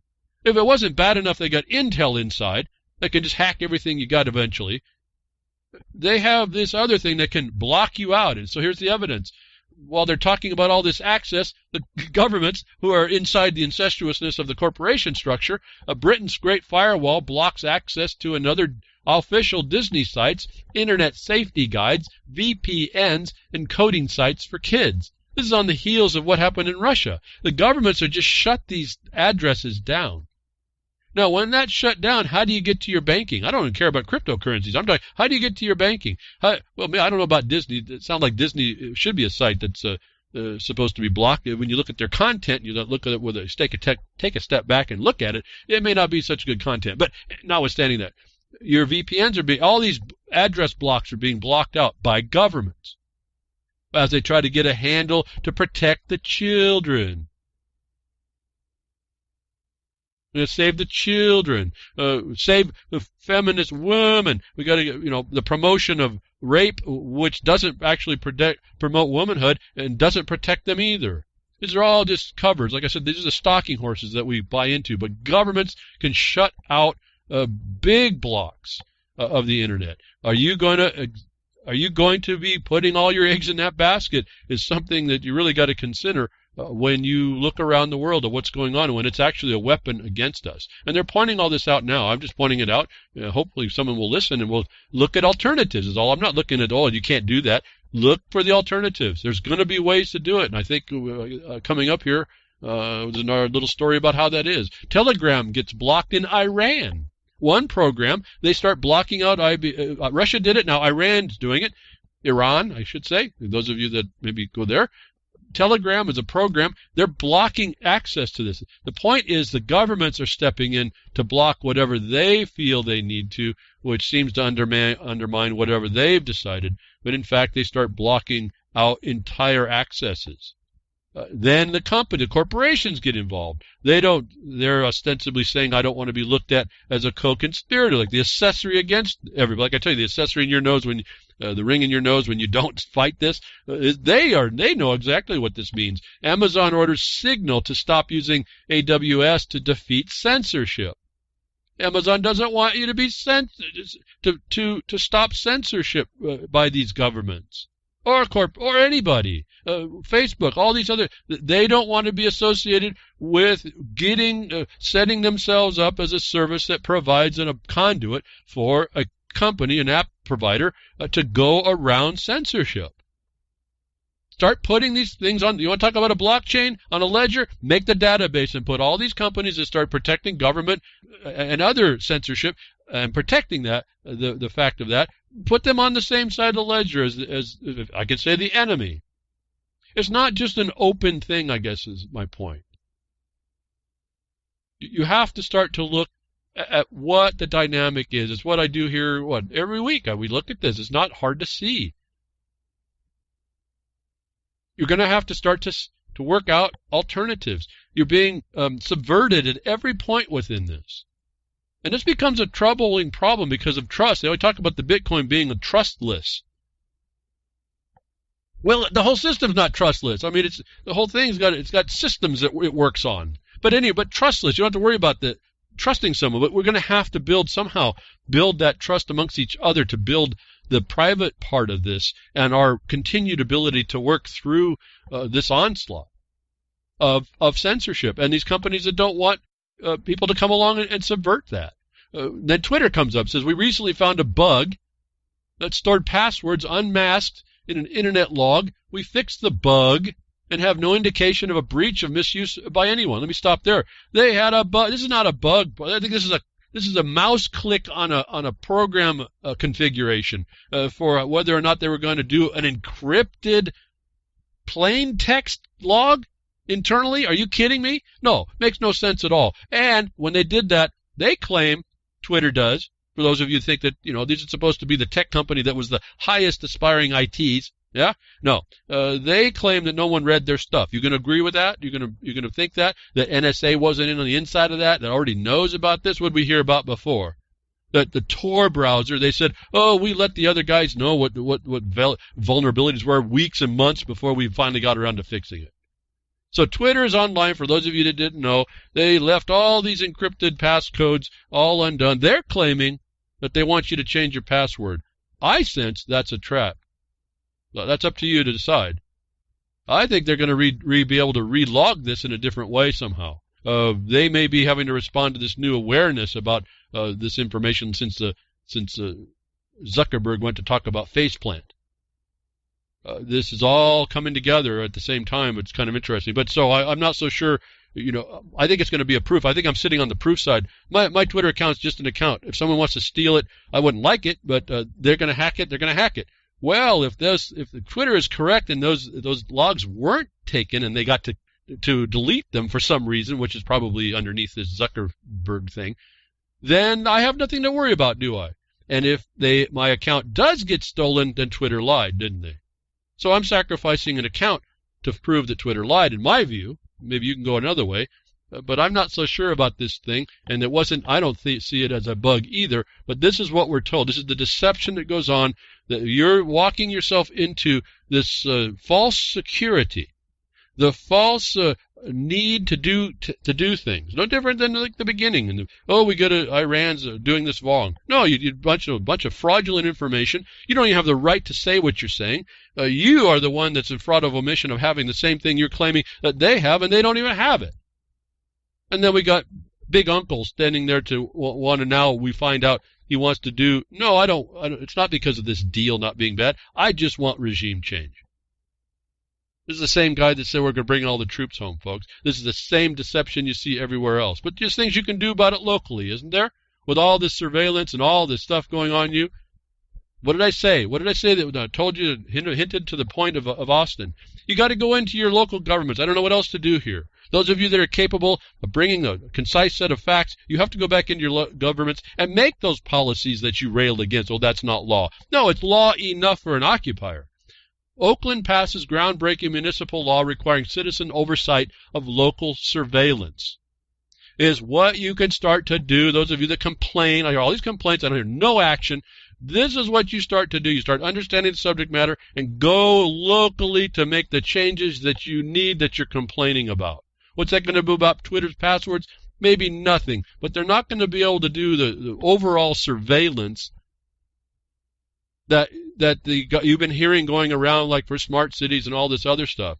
There's going to be a local oversight, but I'll be careful. That local oversight ends up becoming thwarted as well. So maybe look at that and see if there's a better way around it. But Oakland's going to pass a so-called municipal law, corporate ordinance to require oversight of this surveillance. Why not for the cops? All this stuff can be done, folks. And we sit there and we cry because we have nothing more to do than cry, be crickets. We cry and it sounds like crickets. What can you do on the surveillance? It's up to you. What can you do? We start talking to Twitter. You tell them to shut up. Stop it. You don't use the different service. Make a private one. I didn't get to the story, but there's in Cuba. They got their own, it's a really rudimentary, but they get information through a private network, a sneaker net they call it. You run hard drive, USB cards in this and that. You find it's slow, but it works. Spread the word, folks. Thank you for listening today. And Grimmer, thank you for all you do at reallibertymedia.com. Freedom's Network, you're going to need a lot of donations at Freedom's Network if you're going to last past the 23rd. freedomsnetwork.com and Jules at ucy.tv. Thank you very much for what you do to keep the broadcast recasted and podcast and all that other stuff, and then the recast over there on Thursday. Appreciate all that you do there. I'll be here next week, tech diffs or nature willing.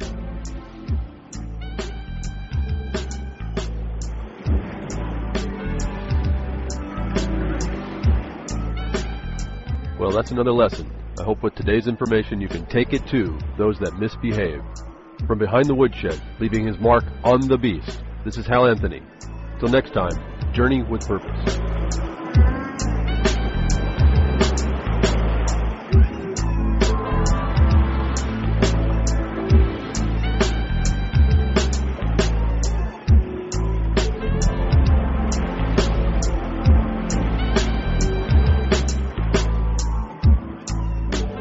So that's what Opening up a can of whoop-ass feels like.